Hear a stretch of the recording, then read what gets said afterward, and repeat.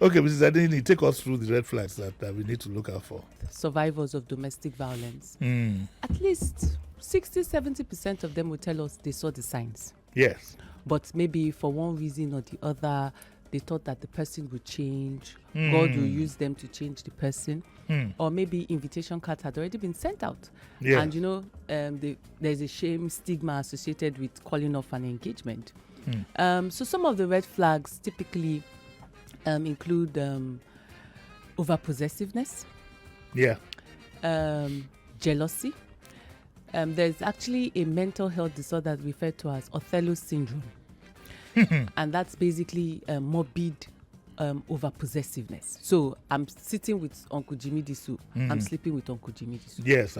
There's no loads of them evidence. like that. Yes. There's nothing that made you come up with that conspiracy theory. You're just so possessive and, you know, you want to basically control that other person. So that's a red flag. Also, the one of it's called grandiose delusion. That's when a person thinks more highly of him themselves. or herself. Yes. And so they are talking to you and you're like, you don't know it's even a privilege for you to be married to me.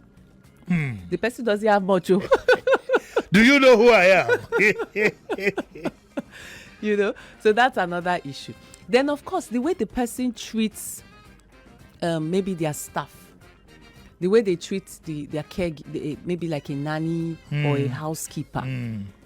It's an indication of how the person will treat you.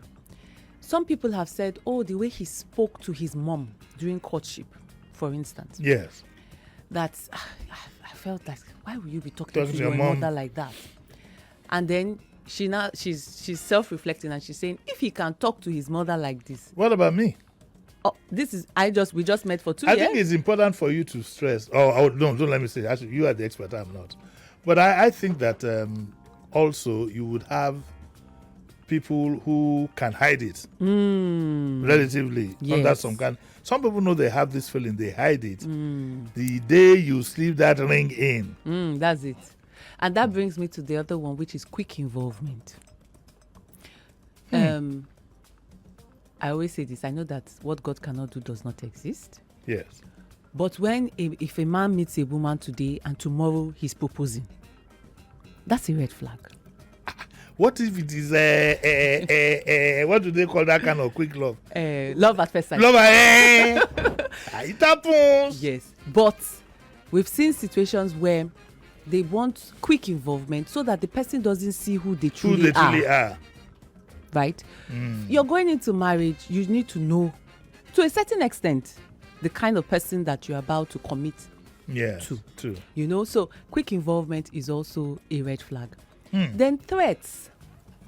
If you leave me, I will kill myself, I will kill you, I will burn down the house. I will split my wrist. I would. And you're thinking that, no, he won't do it or she won't do it. That is a major red flag. Because you can't say you love somebody to the point of you wanting to kill the person. Or kill yourself. You know, so that's another red flag. There are so many. Okay, we had the case of a gentleman. Well, he's not so gentle. So he met a lady in the banking hall. She was a banker. And they're dating and, during one of those days, he just chips in, when we get married, you stop working. And she didn't take much to it. She was like, okay, maybe you set me up for business and all of that. And they're married. She has 3 children, 10 years, nothing. This is somebody that he met in the banking hall. A graduate, a professional. When people start making such utterances, when we get married, you stop working. And there's nothing, no package, plan. No plan. Okay. It is a red flag because one of the forms of domestic violence is economic abuse. Abusers want their partners to be financially dependent on them. So it's to note that all these different ones we've mentioned, it doesn't necessarily mean that, at all times, but it's a pattern. When it's a pattern of behavior, then it becomes a red flag. So when you notice these things, should you, like Sheriff would say, hit the bunker, just run away? Or is it manageable? So I think the first thing is when you notice them, first of all, don't be in denial. And I think that's the point. A lot of survivors are in denial.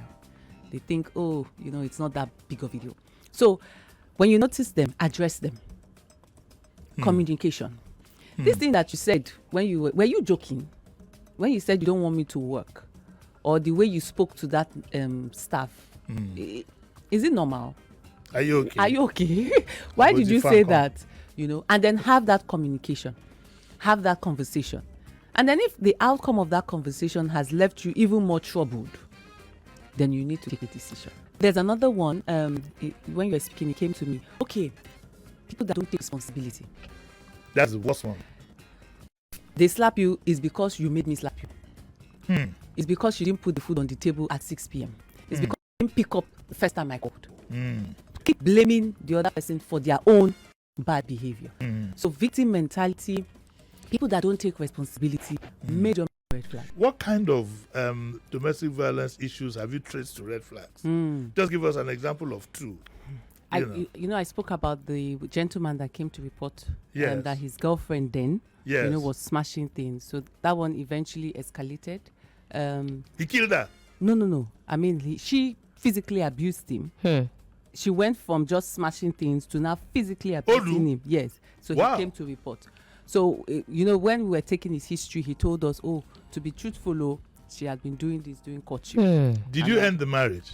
No, we don't have the power to end. No, I mean, did you recommend that they go apart? So they both met with the alternative dispute resolution officer, and then based on what they wanted, both of them, it was recommended that they should be separated.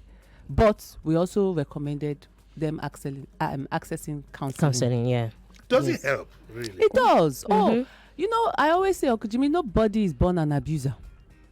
Abuse is a learned behavior that can be unlearned if they are willing and they admit that there is a problem. And that's where we have issues, because a good number of perpetrators are in denial. The second one is it's actually, this is a red flag we've not spoken about: stalking. So the lady said, actually it wasn't the lady, it was the man. The man said that during courtship she will call him, where are you? Initially he thought, okay, she's very caring, she wants to know, I'm accountable to her, isn't it? But it got to a point where she will call him like 20 times. Where are you? Okay, I'm at the mechanic. That place is sounding very quiet. Are you sure you are there? I am. Okay, let's put it to video call. Let me speak with the mechanic. Yes. So he started to feel choked. Like, this is not normal. Why is this person, he didn't even know he was stalking. He just felt something is off. Unfortunately, it wasn't addressed during courtship, and then it now escalated in marriage.